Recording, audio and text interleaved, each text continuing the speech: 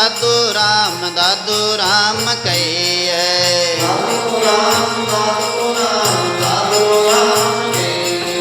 दादू राम कहिए।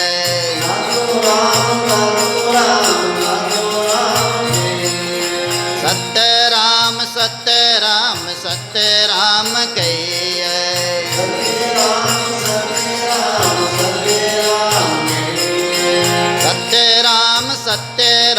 सत्य राम कहिए।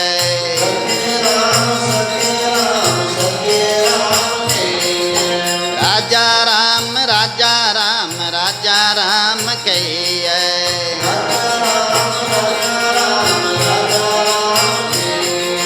श्री राम जय जय रामा।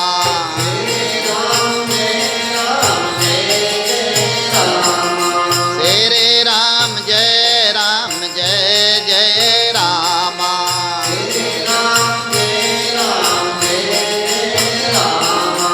श्री राम जय जय रामा।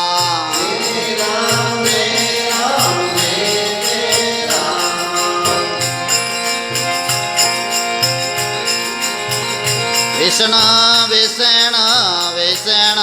वणरे प्राणे।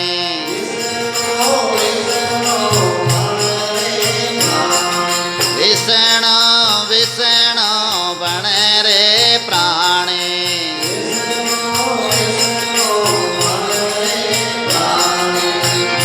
सत सबदले उदरणा रे। सत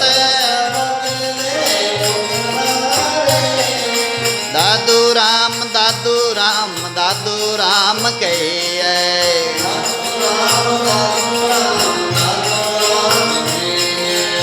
गुरु चीन रे पुरोयत।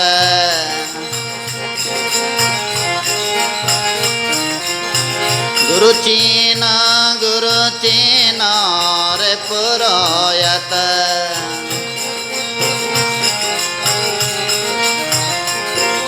गुरुमुख धर्म बकाणी रे।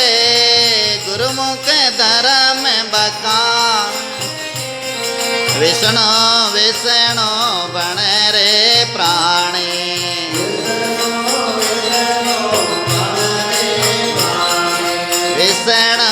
विष्णु वणरे प्राणी।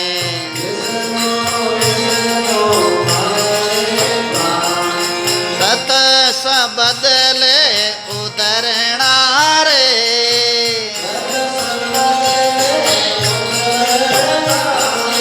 विष्णु वणरे प्राणी।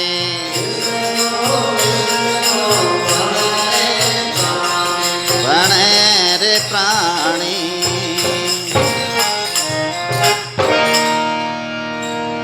बोले विष्णु भगवान की। बोले नर्मदेश्वर महादेव की। बोले श्री दादू दरियाव महाराज की।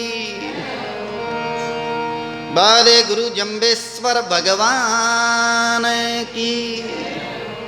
सभी प्रेम से बोलो राम। आदि परमात्मा श्री के हरि के अनंत अवतार हुए हैं। एक अवतार नहीं, बहुत सारे अवतार हुए हैं, जिसमें दो श्रेणियां दी गई है। एक तो निमित्त अवतार, एक नित्य अवतार है। भगवान के दो अवतार माने गए हैं। वैसे सबसे पहले सृष्टि के आदि में परमात्मा नारायण वह एक ही थे। ब्रह्म जल और परमात्मा नारायण नर और नारी का अयन करके बैठे हैं, इसलिए वो नारायण है। और वो ब्रह्मी थे, वो सत्य सता, और उस सत्य सता से फिर अनंत ब्रह्मांड बने हैं। तो वही परमात्मा संकल्प करते हैं तो वह आदि नारायण परमात्मा फिर सृष्टि की रचना होती है। 14 लोक बनते हैं और 4 खाने के जीव बनते हैं। उनमें जो व्यवस्था होती है, पालन पोषण होता है, और ब्रह्मा जी जीवों को रचते हैं और विष्णु भगवान पालन पोषण करते हैं। और शंकर भगवान हैं, ये संहार करते हैं। ऐसी लीला उस मालिक ने रच दी। लीला रच करके फिर उसमें दो गुण रखे हैं, देवी गुण और असुरी गुण, और 5 तत्व रखे हैं, जल अग्नि वायु और पृथ्वी आकाश, और 3 उनमें जो सत्वगुण रजोगुण तमोगुण, ये 3 है जो गुण रख दिए। प्रकृतियां 2 रखी, असुरी और देवी प्रकृति। तो ये रच करके परमात्मा ने है जो सृष्टि बना दी।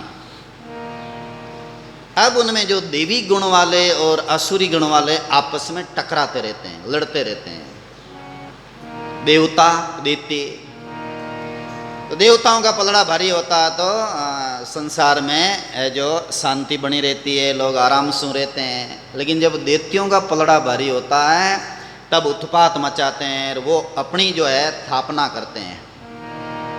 वो कहते हैं कि भाई हम कहें वैसा करो, दैत्य लोग ये कहते हैं, और देवता कहते हैं भाई हम कहें वैसा करो, आप अपनी सब जचाया करे। एड़ा रमेने फिर दैत्य जो प्रबल हो जावे, हिरणाकुश जैसा, रावण जैसे, और कंस और बाणासुर या जरासंध जैसे लोग या असुरी भाव वाले बढ़ जाते हैं, तब परमात्मा को निमित्त अवतार लेना पड़ता है। जैसे राम जी के रूप में भगवान आए, कृष्ण भगवान के रूप में आए, नरसिंह भगवान के रूप में आए, ये 24 अवतार है भगवान का, वो निमित्त अवतार कहलाता है। ऐसे ही परमात्मा भक्तों को आनंद देने के लिए, भक्तों की पीड़ा हरने के लिए, भक्तों का कष्ट हरने के लिए, और अन्य जो प्रचार आदि करने के लिए वो संत बन करके आते हैं, वो होता है नित्य अवतार। नित्य अवतार में कभी भी अवतार ले सकते हैं, प्रचार करने के लिए आ जाते हैं, भक्तों की इच्छा पूरी करने के लिए आ जाते हैं। जैसे सदगुरु कबीर साहब के रूप में आए, जैसे दादू दयाल जी के रूप में आए। दादू दयाल जी स्वयं सनक जी रा अवतार है, सनक जी स्वयं भगवान विष्णु भगवान रा अवतार है। और दरियाव जी महाराज के रूप में आए, तो दरियाव जी महाराज साक्षात गिरधर गोपाल के अवतार हैं। ऐसे ही है जो 15वीं शताब्दी पूर्ण हो गई और 16वीं शताब्दी लग गई थी। उस समय में जो है वो 2 बड़े महापुरुषों का अवतार हुआ। उसमें एक का नाम है जम्बेश्वर भगवान, दूसरे का नाम है जसना जी महाराज। लगभग उसी समय कालीन हुआ, और उन्हीं भगवान श्री विष्णु भगवान के अवतार हैं। तो जम्बेश्वर भगवान के अवतार का कारण क्या? भक्तों की इच्छा पूरी करने के लिए, भक्तों का उद्धार करने के लिए, भक्तों का वाक्य सत्य करने के लिए भगवान विष्णु भगवान जम्बेश्वर भगवान के रूप में पधारे। अब कहाँ वचन दिया था और कहाँ भक्त का वाक्य पूरा कर रहे हैं, और कहाँ भक्तों की इच्छा थी, और किन भक्तों की इच्छा पूर्ति के लिए भगवान यहाँ पर आए और इस गौर कलिकाल में प्रकट हुए, अवतार लिया। तो जिस समय में हिरणाकुश ने बहुत अत्याचार फैला दिया था, और उन्हीं के यहाँ भगवान खुद दिव्य रूप में प्रहलाद जी के रूप में आए थे। और प्रहलाद जी महाराज ने कैसे भजन किया, कितना तप किया, भक्ति की थी, और इतनी अच्छी भक्ति की प्रहलाद जी महाराज ने कि हिरणाकुश ने बड़ा कष्ट पहुंचाया, तकलीफ पहुंचाई, और पहाड़ से गिराया, कारागृह में डाल दिया, काली कोठड़ी में बंद कर दिया, सांप छोड़ दिए, सैनिकों को बोला कि नदी में डुबा दो, अग्नि में जला दो। होलिका तो अग्नि में लेके बैठ गई प्रहलाद जी को, फिर भी प्रहलाद जी का बाल तक बांका नहीं हुआ, क्योंकि भगवान की दिव्य शक्ति प्रदान की हुई थी, इसलिए वो शक्ति मिलती रहती। आखिर में जब भगवान खंबा फाड़ करके प्रकट हुए और हिरण्यकशिपु का संहार कर दिया, मार दिया हिरणाकुश को, तब भगवान श्री विष्णु भगवान ने नरसिंह रूप में अवतार लेकर के प्रहलाद जी से कहा कि प्रहलाद कुछ वरदान मांग लो। तो प्रहलाद जी ने कहा कि वरदान देना चाहते हो तो ये वरदान दो कि धरती पर जितने भी मनुष्य हैं उनका उद्धार हो जाए और कल्याण हो जाए। तो कितनी ऊंची भावना! संत तो यही चाहते हैं और वेद भी यही कहते हैं। सर्वभवन्तु सुखिनः सर्वसन्तु निरामयाः सर्वभद्राणि पश्यन्तु मा कश्चित् दुःखभाग् भवेत्। सबका मंगल हो, सबका भला हो, सब स्वस्थ रहे, सब आराम से रहे, सब सुखी रहे, ये भावना करते हैं संत। असुर आदमी हैं वो दुखी करते हैं, कष्ट पहुंचाते हैं, पीड़ा पहुंचाते हैं, सुखी लोगों को मारते पीटते हैं, तकलीफ पहुंचाते हैं, बड़ा भारी उत्पात मचाते हैं। असुरों का ये काम है। तो प्रहलाद जी महाराज की भावना अनुसार भगवान ने कहा कि चलो मैं आपका वाक्य सत्य करूंगा, लेकिन पहले पूछो तो सही कि लोग कल्याण को जाना चाहते कि नहीं जाना चाहते, अभी मोक्ष में जाना चाहे कि नहीं चाहे, वैकुंठ में जाना चाहे कि नहीं चाहे। प्रहलाद जी पहला लोगों को पूछ तो लो। प्रहलाद जी महाराज ने लोगों से पूछा तो हर किसी ने बताया कि अभी हम वहाँ नहीं चलेंगे वैकुंठ में, अभी मोक्ष में नहीं जाएंगे। अपना अपना काम बता दिया, कोई किसी ने कुछ बताया, कोई किसी ने कुछ बताया। लंबी चौड़ी कहानी है। अब वो कहानी शुरू करें तो 2 घंटा यूं ही बीत जाए। तो अपने अपनी इच्छा व्यक्त कर दी। तो प्रहलाद जी आखिर घूम फिरा करके वापिस आए और भगवान से कहा कि प्रभु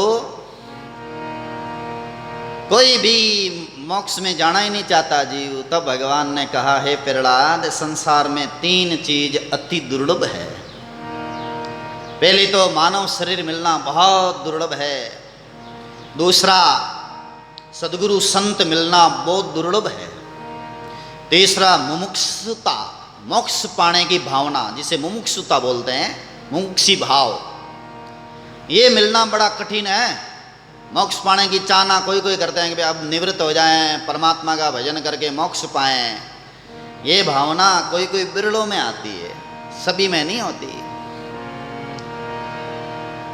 फिर भी हे प्रहलाद तुम क्या चाहते हो? तो प्रहलाद जी महाराज ने कहा, चाहूं तो यही कल्याण कर दो। बोले मैं कल्याण कर दूंगा। अभी धरती पर 33 करोड़ मनुष्य हैं और मैं इन सब का उद्धार करूंगा, ये वचन दे दिया तुमको। उस समय में प्रहलाद जी के समय में कहते हैं कि 9 करोड़ इत्यादि जीवों का उद्धार किया। फिर बाद में अगले युग में जब हरिश्चंद्र राजा का अवतार हुआ तब 7 करोड़ आदि उद्धार किए भगवान ने। फिर जब द्वापर युग आया तब धर्मराज युधिष्ठिर जी का अवतार हुआ था। उस समय में भगवान ने कुछ करोड़ों का और उद्धार कर दिया। अब बाकी बचे हुए हैं, उन जीवों का उद्धार कैसे करें? तो वे कलयुग में जन्मे। उनका उद्धार करने के लिए भगवान विष्णु ही जम्बेश्वर भगवान के रूप में अवतरित हुए। एक तो ये वचन दिया हुआ भगवान का, इसलिए भगवान आए धरती पर। और दूसरा भक्तों की इच्छा पूर्ति के लिए भगवान आए। कैसे इच्छा पूर्ति? जब भगवान श्याम सुंदर बाल लीला करने के लिए यशोदा माँ के यहाँ पर रुके थे और माखन चोरी की, अद्भुत लीला की, नंद बाबा को भी बड़ा दिव्य आनंद प्रदान किया। 12 वर्ष तक भगवान ने माता यशोदा और नंद बाबा को बाल लीला का दिव्य आनंद प्रदान किया, सखाओं को आनंद प्रदान किया। जब कंस का उद्धार कर दिया गया था उस समय में नंद बाबा आए एकांत में कन्हैया के पास कि अब वापिस गोकुल नंदगांव चलो। कन्हैया ने कहा, बाबा एक दिन सबको बिछड़ना पड़ता है, सदैव कोई साथ में रहता ही नहीं है। यहाँ कोई न किसी का पिता है न किसी के माता है। बाबा यही तो माया है। बाबा आप रो मत, मैं आपके यहाँ इतने वर्षों तक रह गया हूँ। फिर भी नंद बाबा रोते रोते कहने लगे, अभी जी नहीं भरा है। हे कृष्ण, तुम हमसे बिछुड़ रहे हो, हम तुम्हारे बिना कैसे जिएंगे? भगवान ने कहा, नंद बाबा, बाबा मैं अब आपके पास नहीं रह सकता, क्योंकि मैं इस धरती पर आया हूं और भी जीवों का कल्याण करने के लिए, और भी मेरा कर्तव्य है। तो मैं अब आगे की लीला करूंगा, पर आपकी जो इच्छा है इस इच्छा की पूर्ति के लिए मैं कलयुग में जरूर आऊंगा और आप भी कलयुग में अवतार लोगे। तो वही नंद बाबा कलयुग में पंवार परिवार, राजपूत परिवार में लोहट सिंह जी के नाम से अवतरित हुए। लोट जी ठाकुर थे और रेगिस्तान में उनका अवतार हुआ और यशोदा माँ हंसा देवी के रूप में अवतरित हुए। दोनों ही हैं जो बड़े निरापापी, भजन करने वाले, साफ सुथरे दिल के, और वास्तव में यशोदा माँ जैसा भाव होता वहीं पर भगवान का अवतार होता है। ऐसी माँ के उदर से ही प्रभु अवतरित होते हैं। इधर लोहट जी और हंसा माँ बड़े भाव प्रेम से अपने कर्तव्य का पालन करते हैं और सीधे साधे सरल स्वभाव के दोनों दंपति भगवान के भक्त हैं। ठाकुर जी महाराज की पूजा करते हैं। भगवान से प्रार्थना किया कि प्रभु हमारे पुत्र नहीं हुआ है, फिर भी पुत्र हुआ नहीं, बहुत समय बीत गया। एक बार की बात है कि 60 वर्ष की अवस्था हो गई बाबा जी की। अब दाढ़ी भी बढ़ा रखी है और निराशा हाथ लग गई कि अब कोई बेटा होने वाला नहीं है। लेकिन जगत की रीत है कि खेती का हड़ोतिया होने जा रहा। उस समय में लोहट जी गांव घर से बाहर निकले तो एक जाट बाबा ने कह दिया, हड़ लिए हुए हाथ में थे, उन्होंने बोल दिया कि अरे आज तो अपशुकन हो गया, आज तो हड़ोतिया करने के लिए नहीं जाएंगे। लोहट जी को बड़ा भारी दुख हुआ, देखो मैं लोगों के अपशुकन कर दिया, मेरे कारण से दुख हुआ है इन लोगों को। वापिस घर आए और अपनी पत्नी हंसा देवी को बोला, क्या बताऊं, दुनिया मेरा मुंह नहीं देखना चाहती है, पुत्र नहीं है, इसलिए मुझे लोग आदर भी नहीं देते हैं। यूं करके लोट जी ने विचार किया और लोट जी घर बार छोड़ करके वन कांकड़ में जाके बैठ गए। बस भगवान या तो पुत्र देंगे या मैं शरीर त्याग दूंगा, बस ये भाव लेकर के और कांकड़ में जाके बैठ गए। बस अब सांसों सांस परमात्मा का भजन शुरू कर दिया। राम राम राम हरि, जो भी विष्णु भगवान प्रभु का नाम लेना शुरू कर दिया। प्रभु प्रभु प्रभु। भगवान ने कहा, कुछ दिन बीत गए तो भगवान, तब याद किया भगवान को तो भगवान ने भी कहा अब जाना पड़ेगा, भगत बुला रहे हैं। आर्त भाव से जो भगवान को बुलाते हैं तो भगवान अवश्य आते हैं। कांकड़ में ही भगवान आए और कहा, लोट जी आप घर जाओ, मैं आपके यहाँ पुत्र बन के आऊंगा। लोट जी घर